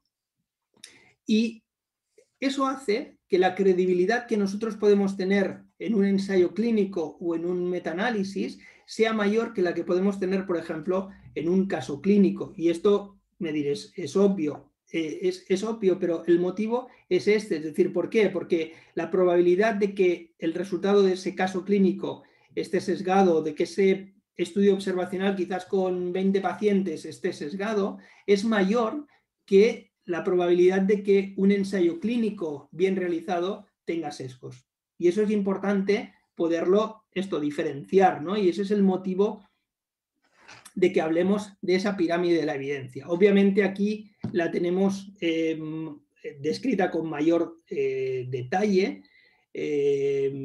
Vemos que hay estudios observacionales, ¿no?, de casos y controles, estudios de cortes, y luego ya estarían los ensayos o los estudios experimentales, donde tendríamos el ensayo clínico, o bien lo que llaman la investigación secundaria, que serían esto, principalmente las revisiones sistemáticas y las guías de práctica clínica. Y se llaman secundarias ¿por qué? Porque se basan en esos estudios primarios, en ese ensayo clínico o en ese estudio observacional. Y esto simplemente por poner un comentario, ¿no? Y por ejemplo esto, ¿dónde pongo a mi compañera, ¿no?, que trabajo con ella y que me recomienda y me ayuda y sé que intenta estar informada y demás? Pues vosotros mismos me lo diréis, ¿no? Probablemente la pondríamos en la base también, ¿no? E incluso al lado del experto, por ejemplo, ¿no? Pero también va a tener que ver en cómo ella esté informada y si está intentando reducir esos sesgos o no. Y eso es lo importante. Lo que marca la validez de la evidencia, de esta información, de estos resultados, es el riesgo de sesgo que esos resultados tienen incorporados, ¿no? Y pongo esta frase también, obviamente sin ánimo de ofender a nadie, ¿no?, pero simplemente para que todos seamos conscientes, ¿no? Y algunos profesionales creen que sus opiniones son igual de válidas que los datos de un ensayo clínico o una revisión sistemática, ¿sí? Y remarco en rojo válidas. ¿Qué quiere decir válidas? Válidas en el sentido estadístico, en el sentido de los datos, quiere decir que se acercan lo más posible al valor real. Como sabéis, la estadística al final es una cosa de probabilidades, ¿no? Entonces, cuanto más válida sea esa información, más se va a acercar a ese valor real, ¿no?, a ese efecto real que tiene la intervención, ¿no? Y en ese sentido es cuando, obviamente, si hablamos de un metaanálisis donde estamos sumando varios estudios, ¿no?, en este caso 10 estudios, quizás cada uno de los de los ensayos clínicos con 100 pacientes, al final tenemos 1000 pacientes, ¿no? O estamos haciendo este otro tipo de metaanálisis en red, ¿no?, que se llama, donde podemos hacer muchísimas comparaciones entre diferentes productos, por ejemplo. Obviamente, esto tiene mayor validez que la opinión de una sola persona. ¿Por qué? Porque el riesgo de que esa opinión esté sesgada es mayor que no el riesgo de que el metaanálisis esté sesgado, ¿sí? Obviamente todo tiene sus matizaciones, ¿no? También pueden haber metaanálisis, revisiones sistemáticas que no estén bien realizados, que tengan problemas metodológicos y sesgos, clarísimo, pero de manera general el riesgo de que eso ocurra es siempre menor, ¿sí? Y si en ese caso, y lo pongo así como una frase, ¿no? Que a veces es muy, muy coloquial, ¿no? Pero que a pesar de eso a mí no me ha ido bien, una de las cosas que tengo que hacer es revisar por qué, ¿sí? Porque si en un ensayo ha demostrado un determinado resultado, si en una revisión sistemática aparece un determinado resultado o en un estudio observacional aparece un resultado y justo yo tengo un resultado diferente, me tengo que cuestionar yo también, es decir, ¿por qué? ¿No? ¿Por qué este resultado es diferente del que yo estoy obteniendo? Probablemente la explicación luego sea fácil, pero tenemos que ver exactamente por qué y no simplemente decir que a mí no me ha ido bien, ¿no? Y luego, si hablamos de pirámide de la evidencia, tenemos que hablar de los niveles de evidencia también y de lo que llamamos el grado de recomendación, ¿no? Por un lado estaría el nivel de evidencia. Ese nivel de evidencia se otorga en función del diseño del estudio y en función del riesgo de sesgo, como os decía. Entonces, si tenemos un menor riesgo de sesgo, el grado de recomendación o el nivel de evidencia que vamos a tener va a ser superior que si tenemos un mayor riesgo de sesgo, ¿sí? Ese es el razonamiento que se ha seguido para crear estas escalas de nivel de evidencia y grado de recomendación que tanto hemos visto. Y en este sentido, el grupo de GRADE, que es un grupo, como sabéis, internacional, que se preocupan mucho por definir, ¿no?, esos niveles de evidencia y sobre todo por cómo aplicar, esos niveles de evidencia, utilizan ese mismo criterio, es decir, el hecho de cómo reducir al máximo los sesgos, ¿no? Y finalmente utilizan estas 5 categorías de calidad de la evidencia entre evidencia de una calidad muy baja o una evidencia alta, ¿sí? Es decir, si tenemos mayor riesgo de sesgo, de que esos estudios o esos resultados sean sesgados o tengan algún sesgo, vamos a tener una calidad de evidencia muy baja y si no es así, vamos a ir subiendo en esa escala, ¿no? Y en ese momento juegan un papel importante el diseño de esos estudios, ¿no? Aquí lo tendríamos también de una manera ya más práctica de cómo trasladarlo eso a un estudio en concreto. Y también me gustaría aquí hablar, y ya con esto casi estamos acercándonos al final, y no quería extenderme más, de lo que llamamos la evidencia directa y la evidencia indirecta, ¿sí? Imaginaros, tenemos un producto 1 que tiene 5 características y me ha demostrado el beneficio, por ejemplo, a partir de un ensayo clínico, de un estudio observacional. Pongamos un ensayo clínico aleatorizado que, como sabemos, tiene un nivel de evidencia muy, muy elevado. Y, por lo tanto, el nivel de evidencia que le otorgamos es alta o muy alta, ¿no? Y ahora tenemos otro estudio, que es, tenemos otro producto, que es el producto 2, que tiene 2 características en común con ese producto 1. Cuando nosotros vamos a ver la literatura, resulta que este producto 2 tiene algún caso clínico, pero no dispone de ensayos clínicos aleatorizados. En ese caso, ¿qué hacemos? ¿Qué evidencia puede tener? ¿Qué evidencia le otorgamos? Pues bueno, en principio le otorgaríamos esa evidencia menor, ¿no? Aunque tenemos que ver también en qué características cumple con el otro producto, ¿no? Y esto es una de las cosas que a veces con los dispositivos médicos se da, ¿no? Y que sabéis que son situaciones a veces habituales también, ¿no?, que nos podemos encontrar, ¿no? Es una cosa que quizás para reflexionar con un poco más de tiempo. Pues bien, todo esto, ¿cómo se integra? Por ejemplo, los grupos de trabajo de GRADE lo que hacen es analizar esa evidencia con un proceso totalmente estructurado y a partir de cada uno de los estudios otorgan una evidencia o muy alta o menor o hasta muy baja y de ahí establecen esas recomendaciones de utilizar, de no utilizar, de utilizar solo en determinados casos, de utilizar solo en determinados momentos, ¿no? Y bien, me podéis decir, bueno, esto está muy bien, pero yo ahora me encuentro con un artículo, tengo justo un artículo delante y ¿qué hago con él? ¿Cómo empiezo a leer esto, no? Lo primero que tenemos que tener es muy claro cuáles son nuestros criterios de decisión. Lo que os decía, no podemos cambiar las reglas del juego a medio partido o a media partida, ¿no? Es decir, tenemos que definir desde el inicio para nosotros qué va a ser lo importante y qué es lo que queremos valorar de ese producto, ¿sí? Y a partir de ahí, luego ya vamos a lo siguiente, es decir, luego ya vamos a ver si tenemos un tipo de estudio u otro y vamos a utilizar, por ejemplo, términos de los que aparecen aquí para poder leer ese artículo, si nos dice que es doble ciego, si es prospectivo, retrospectivo, si es controlado, observacional, experimental, todo eso, cuando nosotros leemos el artículo, nos da información de qué estudio estamos hablando. Y os hago la última pregunta. Y os digo, si vosotros tenéis ahora un estudio delante, imaginaros que os aportan un estudio sobre un nuevo producto, ¿por dónde empezaríais a leer ese estudio? ¿Por la introducción? ¿Por el objetivo? ¿Por la sección de metodología? ¿Por la sección de resultados? ¿Por las conclusiones? ¿Qué me decís a esto?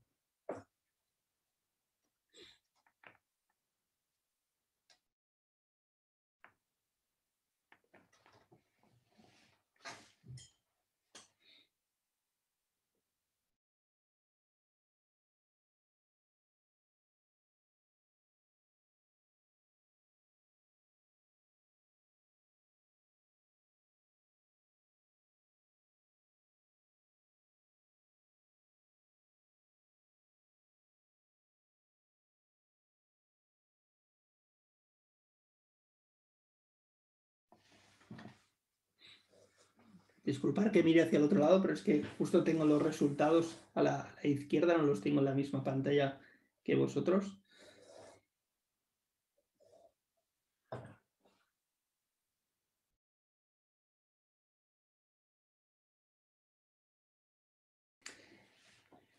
Bien, tenemos dos porcentajes, ¿no?, principales. Uno es el objetivo del estudio y el otro es la sección de metodología. Correcto, ¿eh? Es así, es decir, primero el objetivo, ¿no? Vamos a ver qué objetivo tenía ese estudio y luego de ahí ya saltamos al apartado de métodos. Y a veces yo incluso soy un poco más radical y todo y digo, no, tenemos que ir directamente justo al apartado de la metodología, ¿eh? Pero bien, me parece bien, es decir, lo principal es conocer ese objetivo que tenía el estudio y luego ir al apartado de métodos. ¿Por qué esto? Porque vamos a ver si el objetivo realmente se cumple en el estudio. Vamos a ver si el método del estudio realmente está enfocado en demostrar ese objetivo y vamos a ver si luego los resultados están de acuerdo a ese objetivo que comentábamos anteriormente, ¿vale? Y cuando nos encontramos con el estudio delante, cuando vemos el artículo, a veces es un poco una sopa de letras, ¿no? Vemos cantidad de información y decimos, bueno, ¿y de esto con qué me quedo? Y si encima nos has dicho que tenemos que leer entre líneas, ¿qué información vamos a buscar? Bueno, pues hay algunos términos, como os decía, que nos van a guiar bastante, ¿no? El hecho de que, por ejemplo, aparezca estudio experimental, controlado y aleatorizado, esto ya nos dice que es un ensayo clínico y que no es un estudio observacional, nos está diciendo que es un estudio experimental y, en concreto, un ensayo clínico aleatorizado. Nos dice también los participantes, ¿no? Y cómo se identifican esos participantes, que también nos van a dar información de si podemos estar cometiendo algún sesgo, como veíamos anteriormente, de selección. Y nos va a decir también cómo asignamos esos pacientes a un grupo o al otro, que también tendría que ver con ese sesgo de selección. Por lo tanto, es importante cuando vayamos tomando este hábito de ir a buscar aquellos términos que nos llevan más al tipo de estudio que nosotros estamos buscando, ¿no? Y aquí os doy algunas pequeñas claves, ¿no?, como 10 puntos que quizás os pueden ayudar, ¿no?, a hacer esa lectura crítica, a buscar aquella información más relevante para poder ver si realmente esa evidencia os es interesante y esa evidencia realmente tiene un rigor metodológico, ¿no? Y este primer punto, ¿no?, de lo que os decía anteriormente, primero elige el tipo de estudio. A veces el mejor estudio no es un ensayo clínico para responder a esa pregunta, sino que puede ser un estudio observacional o a veces una serie de casos, pero es importante definir por qué ese estudio. Lo que os decía, yo a veces voy directamente al método y cuando me he leído el método luego a veces voy a ver el objetivo del estudio para ver también si concuerda, pero los dos son importantes, ¿no? Y algo importante, si os llega un artículo que no tiene método, ¿qué quiere decir eso? Que probablemente no sea ni un estudio observacional ni un estudio experimental. Probablemente sea un artículo simplemente narrativo, porque no tiene esa estructura de introducción, método, resultados y conclusiones, ¿no? Algo también importante que tenemos que siempre concluir cuando vemos un estudio es saber diferenciar, ¿no? Si es un estudio observacional, experimental o de investigación cualitativa. Todos son válidos, pero sabemos que unos pueden ser más válidos que otros. Algo que nos podemos hacer de pregunta también, y aunque es un poco subjetivo, pero es si te parece bien diseñado y con las herramientas que ya tenemos podemos de alguna manera ya ver si ese estudio ha sido bien diseñado, ¿no? Es decir, si tiene una metodología que se ajusta al objetivo de ese estudio, ¿no? Y cuando hemos respondido sí a esas primeras 5 preguntas, es que cuando podemos seguir con las siguientes. Ya sé que a veces es un poco radical esto, ¿no? Y dirías, ya has deshecho el estudio si los 5 primeros puntos no se cumplen. Es una opción. Pero si no, si vemos que realmente estos 5 primeros puntos se están cumpliendo, es cuando pasamos a lo siguiente, ¿no? A leer realmente esos resultados, a ver si esos resultados están de acuerdo a la metodología y a ver también cómo están expresados esos resultados, ¿no? Y aquí podemos tener los resultados de un estudio, ¿no? Y simplemente estos valores que aparecen aquí de un producto A y de un producto B, que son porcentajes que ya os mostraba también en la primera diapositiva, pero os decía, necesitamos más datos.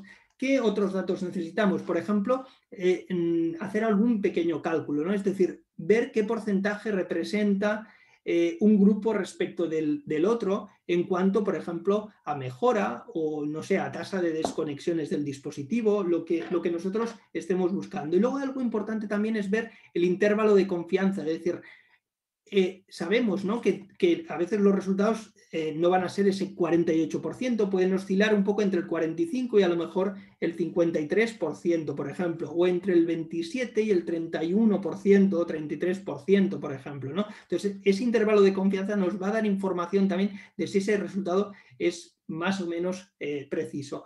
O SOR que aparece aquí, ¿qué quiere decir? Es la odds ratio, ¿no? Es otro valor, otro parámetro que a nosotros nos da información de cuánto más probable es que una cosa suceda en un grupo respecto del otro, ¿no? Por ejemplo, si estábamos hablando de desconexiones del dispositivo, pues en el grupo, ¿no? 1 vamos a tener menos desconexiones o 2,6 veces menos desconexiones que en el otro grupo, ¿no? Por poner un ejemplo así de manera rápida. Y luego estaría la famosa P, ¿no? La significación estadística, que esta también la debemos tener en cuenta porque nos va a decir si hay una significación, pero no es el primer valor. Es decir, nosotros tenemos que ser conscientes de cómo era el método del estudio, qué valores nos da y de ahí luego ya si encima es significativo, pues ya fantástico. Y esta ya es casi la última diapositiva. Y lo que quería decir aquí es que esto de la lectura crítica, para los que ya tenemos una cierta edad, también es un poco como aquello del Cineforum, ¿no? Es decir, nos reuníamos, ¿no?, para ver una película y quizás luego comentarla. Y aquí en los artículos es un poco similar a esto, ¿no? Hay lo que llaman los clubes de lectura crítica, ¿no?, en los cuales alrededor de un estudio, de un determinado trabajo, se reúne un grupo para comentar ese estudio haciendo ese análisis pormenorizado, ese análisis entre líneas, ¿no? Y esta es la última frase ya para cerrar, ¿no? Aquí la de arriba en inglés y yo la he puesto abajo traducida y adaptada, pero sí que os diría esto, ¿no? Es que sin evidencia científica y no siendo conscientes de nuestros propios sesgos que todos tenemos, realmente es muy difícil tomar esas buenas decisiones. Y nada más, muchísimas gracias. Disculpad que me he extendido un poco más en el tiempo, pero quería llegar un poco a daros todos estos resultados. Muchas gracias.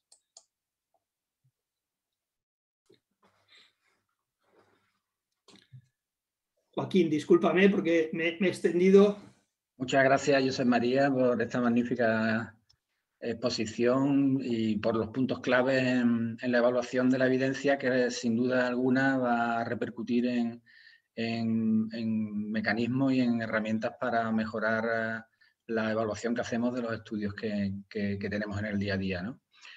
Vamos a pasar, quiero invitar a Javier López y a Antonio García Mirabés para que se incorporen al grupo y vamos a dar paso a vamos a dar paso a preguntas de los asistentes, si te parece. Fantástico. Voy a comenzar por Sonia Galeano, que pregunta al hilo de esto último, ¿dónde se pueden encontrar esos clubs de lectura crítica? Y pregunta también, o hace una reflexión como que es complicado en enfermería y que existen pocos ensayos clínicos en enfermería aleatorizados, con la suficiente calidad. Y te pregunta si la investigación cualitativa está dentro del ensayo clínico o solo hablamos de cuantitativa. Vale, muy buenas preguntas, las de Sonia. A ver, los clubs de lectura crítica, hay un grupo, por ejemplo, en España que lo denominan CASPE, que hacen periódicamente pues eso, reuniones de lectura crítica, pero yo creo que esto es algo que cualquiera de nosotros puede organizar en su hospital, en su centro de salud, en su área. Es decir, al final es un grupo de gente que tengan interés por un tema, ¿no? Y poder discutirlo con unas pequeñas pautas, ¿no? que se rigen para ese club de lectura crítica, ¿no? Entonces, vaya, yo incluso ya me ofrezco también si alguno de vosotros tiene interés para poder de alguna manera ayudaros en ese sentido, ¿no? Además, con las herramientas que tenemos actualmente, ¿no? Pues esto, ¿no? Las tecnologías estas de Zoom, de Teams y demás, esto nos da incluso para esto, para poder hacer clubs de lectura crítica virtuales y que cada uno de nosotros esté en una parte diferente del país y poderlo trabajar conjuntamente, ¿no? O sea que eso es lo primero. Ensayos clínicos en enfermería. Es cierto que no tenemos en abundancia, pero yo os diría que hay más de los que pensamos. De hecho, yo cuando trabajaba en el centro Cochrane, a veces me sorprendía también, ¿no? Que aparecían ensayos clínicos de temas que yo pensaba que no existían o de temas de enfermería que pensaba que no se habían investigado mediante un ensayo clínico, y había ensayos clínicos. Entonces, a veces hay más de lo que pensamos. Obviamente podemos tener más y ojalá, porque son necesarios, pero hay ensayos clínicos. Y luego el aspecto de la investigación cualitativa, decirle a Sonia que no se integra dentro del ensayo clínico, pero es otro tipo de metodología. Y a veces también, ¿no? Se ha establecido un poco ese rifirrafe, ¿no? Si es la mejor la cualitativa o la cuantitativa. Las dos son válidas. Es decir, al final lo que tenemos que tener presente es a qué pregunta queremos dar respuesta, para ello cuál es la mejor metodología, y luego, si haces una investigación cualitativa como cuantitativa, sigue el método más apropiado para esa investigación. Entonces, yo no diría que la investigación cualitativa tiene menos valor que la otra, ¿no? En absoluto. Es decir, todas son valiosas y todas nos informan. Hay cosas que la investigación cuantitativa no puede responder y las responde la investigación cualitativa. Lo importante es saber qué investigación necesitamos en cada momento, y a veces para muchos temas, ¿no? Lo importante es tener los dos tipos de investigaciones, y es lo que nos da una mayor información, ¿no? Muchas gracias. Nieves Pérez pregunta que cómo aplicar el día a día para tomar decisiones basadas en evidencia cuando no hay estudios de productos sanitarios o de actuaciones o de intervenciones con las que nos estamos cuestionando a diario, con las que nos tropezamos a diario en nuestra práctica profesional. Y al hilo de esto también yo quería preguntarte si existen mecanismos que te ayuden a minimizar el sesgo de confirmación cuando estamos intentando analizar una evidencia disponible. Muy bien. Bien, el primer punto es cierto, es decir, que por ejemplo para los fármacos, ¿no? Sabemos que hay muchísimos más ensayos clínicos que no para los dispositivos médicos, ¿no?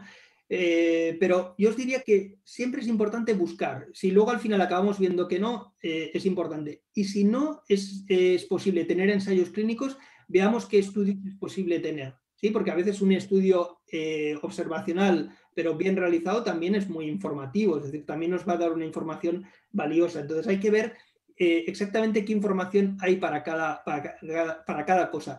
Y si no, también ser conscientes de esto, ¿no? Es decir, si no tenemos ese ensayo clínico y al final tenemos que acabar en el caso clínico, que sepamos, ¿no? que esa decisión que tomamos, quizás la validez por parte de esa información también es menor, ¿no? Eso es importante. Y luego,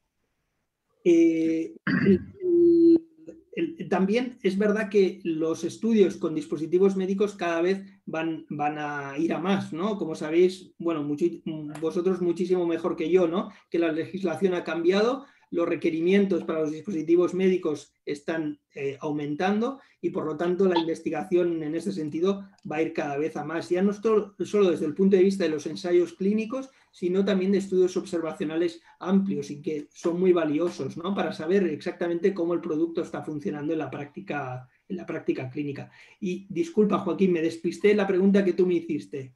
Sí, tenemos mecanismos existen mecanismos que podamos tener de manera rápida a la hora de aprender a discernir o a eliminar el sesgo de confirmación. Buen punto. Yo te diría, toma información lo más exhaustiva posible. ¿Sí? Es decir, si tienes que tomar esa decisión, al menos que tengas datos a tu alrededor, ¿no? Que tengas una revisión sistemática o un estudio observacional, lo que sea, pero que de alguna manera te sientes aquello con papel y lápiz, ¿no? Por decirlo de alguna manera, y tengas esos datos que te acompañen, ¿no? Esa es una buena forma, ¿no? de poder reducir ese sesgo de confirmación. Y sobre todo también cuando ves datos, ¿no? Que quizás son un poco contradictorios con lo que tú imaginabas o con la información previa que tú tenías, préstales atención también, ¿no? Es decir, ¿por qué este dato contradictorio que no coincide de alguna manera un poco con lo que yo pensaba inicialmente, ¿no? Muchas gracias. Hay un asistente anónimo que no se ha identificado con cierto nivel de maldad, quizás, ¿no? Te dice, ¿qué papel consideras que tiene la ética en la gestión de la evidencia por parte de la industria de tecnología sanitaria y de productos sanitarios? ¿Partimos de la premisa de que todo lo que nos llega tiene ciertos sesgos? Bueno, otra buena pregunta, ¿no? Obviamente la ética tiene que estar ligada a toda investigación que se hace, ¿no? Es decir, desde los principios estos de Helsinki, ¿no? De ética de la investigación, siempre tiene que, es decir, algo que prevalece sobre cualquier estudio es primero la ética, ¿no? Es decir, no se puede hacer un estudio sin los principios y preceptos éticos, ¿no? Eso es absolutamente obligatorio y es un tema legal, ¿no? Por supuesto, ¿no? Luego, el tema de lo que viene de la industria, ¿no? Si todo tiene sesgos, pues en esto yo a lo mejor os diría un poco alguna respuesta un poco a lo mejor controvertida, ¿no? Pero igual que, es decir, al final pensar esto también es un sesgo, es decir, todos, ¿no? Tenemos información sesgada por nuestro background, por nuestra vivencia, por todo, ¿no? Entonces, el hecho de pensar que porque viene de la industria está sesgado, bueno, pero no tiene por qué, es decir, yo creo que también es una etiqueta que a veces, ¿no? Se otorga y a veces con razón, ¿no? Y por ejemplo, ahora lo estamos, ¿no? Justo el escándalo que ha ocurrido ahora, ¿no? Con el tema de la vacuna y de que el CEO de la empresa hizo una maniobra financiera un poco delicada, ¿no? Entonces, eso obviamente impacta negativamente, ¿no? Pero no quiere decir que todos los estudios obviamente tengan ese problema, ni mucho menos. Yo diría que es todo lo contrario, es decir, que son más anecdóticos, lo que pasa que sí que acaban siendo muy, muy llamativos, ¿no? Y muy ruidosos, ¿no? Entonces, la ética obviamente tiene que estar y el aspecto de la industria no tiene por qué sesgarlo, es decir, tenemos que valorar el estudio por su calidad metodológica y por lo que el estudio nos dice, ¿no? Luego ya podemos sacar otras conclusiones y ver si a lo mejor sí que está ese sesgo o ese sesgo está ligado al producto o alguna cosa de este tipo, pero no tiene por qué, ¿eh? Lo importante es ver la metodología y cómo ha sido hecho, ¿no? Gracias. Berta Villar nos pregunta en cuanto a por qué usamos menos el sistema racional y científico. Pregunta, ¿puede ser porque solo recibimos estudios sobre los beneficios de un producto cuando es nuevo y novedoso? ¿Por qué no exigimos que esos estudios tengan un seguimiento en el tiempo y realmente se haga con pacientes y con productos de uso habitual en nuestro medio? Bueno, muy buenas cuestiones, totalmente, ¿no? Es decir, que al final los estudios tienen que hacerse con los productos que están en uso o que van a venir nuevos. Lo primero que decías, ¿no? Los estudios deberían publicarse todos, es decir, no tan solo los que tienen buenos resultados, sino los que tienen un resultado negativo, ¿no? ¿Por qué? Porque si no, también estamos tomando una decisión poco informada o sesgada, ¿no? Entonces, cuando, por ejemplo, se hace una revisión de un tema, tenemos que poner en esa balanza los positivos y los negativos, pero es cierto que los negativos ha habido menos tendencia a publicarlos, ¿no? hay varias iniciativas a nivel internacional desde hace ya unos cuantos años que promueven la publicación de resultados negativos, lo que llaman también la literatura gris, ¿no? Aquello que nunca sale del cajón. Y hay esfuerzos en ese sentido. Entonces, totalmente de acuerdo que deben salir esos estudios, absolutamente. Yo quisiera preguntarte que, bueno, en materia de productos sanitarios, aunque cada vez te encuentras más revisiones o incluso algún metaanálisis, pero realmente no hay mucho, ¿no? Porque, por lo tanto, los ensayos que se publican en materia de productos sanitarios tienen un altísimo valor, ¿no? Un poco tu opinión sobre esto, ¿no? Sobre hasta dónde está llegando el top del nivel de evidencia y del nivel de recomendaciones en productos sanitarios, y si ya estamos pasando de los estudios observacionales o descriptivos hacia la investigación cuantitativa de peso. Pues totalmente de acuerdo. A ver, lo que comentabas, ¿no, Joaquín? El hecho de disponer, ¿no?, de ensayos clínicos con dispositivos médicos ha sido difícil y sobre todo por un tema, porque ni las agencias reguladoras ni tampoco los decisores, por ejemplo, valoraban, ¿no?, la importancia de este tipo de estudios y no lo requerían tampoco, ¿no? Entonces, eso ha ido cambiando, ¿no? Actualmente las agencias reguladoras los están pidiendo, ¿no?, o los van a pedir seguramente, van a pedir también esos estudios posteriores. Entonces, lo que sí yo te diría, respondiendo concretamente a tu pregunta, Joaquín, es que cada vez hay más ensayos con dispositivos médicos y ensayos de mayor calidad, y de hecho ya hay algunos ensayos con dispositivos médicos de muchísima calidad, publicados en revistas de mucho impacto, y que están disponibles, ¿no?, y que han sido hechos con un rigor metodológico exquisito y que cumplen con todos los preceptos de un buen ensayo clínico, ¿no? Entonces, ya los hay, ¿no? Obviamente tienen que haber más y ojalá que se hagan muchos más estudios en este sentido, pero ya hay algunos realmente de mucha calidad. Bueno, pues yo no tengo ya ninguna más. Si Javier, Antonio, ¿queréis comentar algo o preguntar algo? Sí, yo quería preguntarte con respecto a lo que comentabas de los ensayos clínicos que publica la industria. Es obvio que desgraciadamente hay poca investigación enfermera que sea independiente, que habitualmente la mayoría de los ensayos clínicos los publica la industria. Obviamente, la industria no va a publicar ningún resultado negativo, ¿no?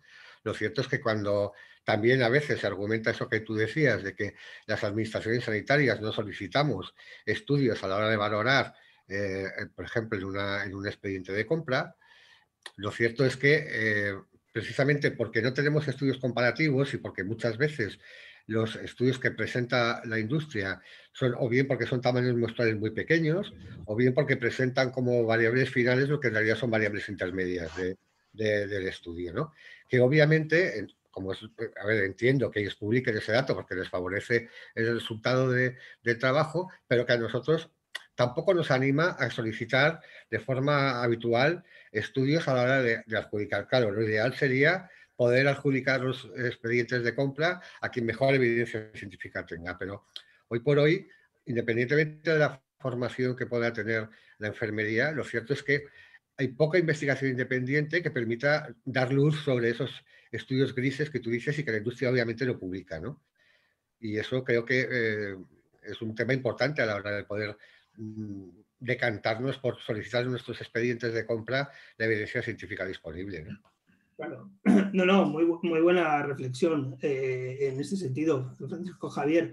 Es cierto, es decir, que ya sabemos, ¿no?, que el hecho de realizar un ensayo clínico u otro tipo de estudios observacional, el que sea, siempre tiene un coste, ¿no?, y obviamente una logística y todo esto, y muchas veces eso, ¿no?, asumir, ¿no?, por parte del sistema o por parte de la enfermera o del grupo de enfermeras, realmente es a veces inviable, ¿no?, porque son costes desorbitados y que es inviable llevarlos a cabo, ¿no?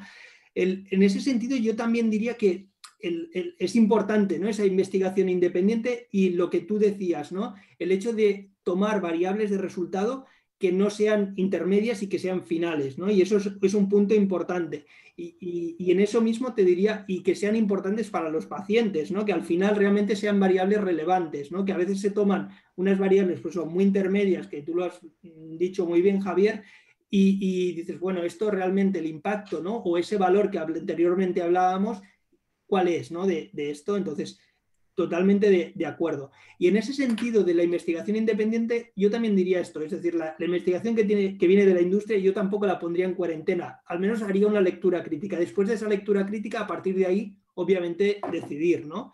Pero un poco tomaría esa referencia, ¿no? Y totalmente de acuerdo contigo, Javier, que ojalá que haya más investigación independiente y con variables de resultado que sean importantes, ¿no? Absolutamente, muy buen apunte. Gracias. Bueno, y un poco ligado a lo que comentaba Javier, ¿no? Que ahora decías, José María, cuando hemos puesto dentro de una licitación, ¿no? Todos el criterios para que haya evidencia y ordenarla, realmente nos metemos en un berenjenal que a mí me ha costado muchísimo salir de ahí. Casi luego me arrepentía de haber pedido esa evidencia, ¿eh? Pero bueno, era un poco ligado a la dificultad que hay, ¿no? Ya. Queremos, ¿no? Queremos, pero ostras, no, nos Claro. cuesta. Luego, ¿cómo procesarla, ¿no? Es esto, ¿no? Pues ves muchos datos, casos clínicos hay un montón, ¿no? Pero, ostras, ¿cómo lo clasificas y luego das, no sé, lo explicas adecuadamente, ¿no? Para dar una puntuación luego, ¿no? Claro.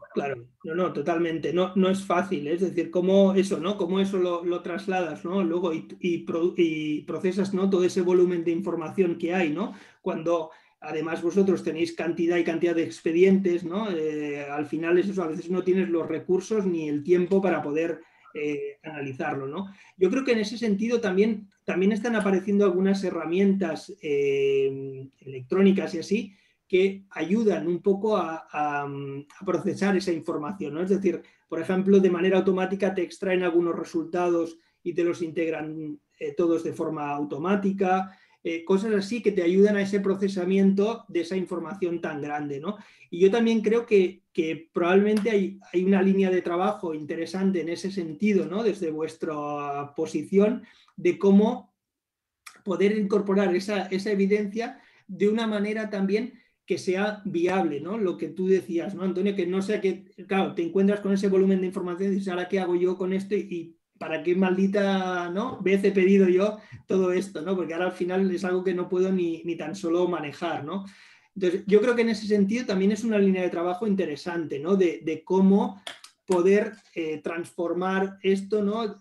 De manera que sea viable para procesarlo por vuestra parte, ¿no? No sé si con escalas, no sé si de alguna manera poder clasificar esa información ya en el momento que se presenta o que luego se trabaja o así. Pero bueno, yo creo que es una línea interesante para trabajar también, ¿no?